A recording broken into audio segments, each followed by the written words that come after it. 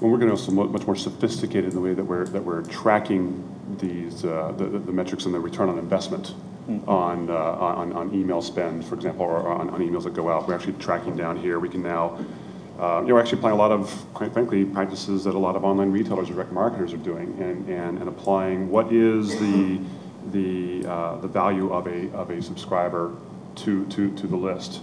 I think one of the key things, though, I'll just challenge on the metrics. Yeah, there's a lot more metrics online, but even there, I think that there's two challenges. One, there's a lot of numbers I can throw at you, but the number is they're not always reliable.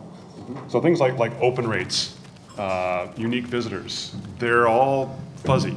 I can give you a really hard number, and everybody looks at their analytics and say, I've got a hard number. No, it's not a hard number. There's caveats you got to understand. I just read an email newsletter this morning on here from Folio magazine.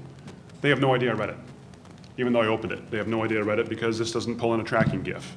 So they have no idea. So there's a lot of problems with that. I think the other problem is then the publishers and the advertisers' fixation on numbers. It's much easier for me as a marketer to go to my VP of marketing and say, here's a nice little spreadsheet that shows the number of money what we did, a number of clicks we got, a number of sales we got, and focus on that. And to me, that's one of the biggest cultural transformations that media companies have to make in terms of, from an ad sales perspective, is if we're going out there and we're trying to compete with the Googles of the world on a cost per click basis, battle over, you've already lost.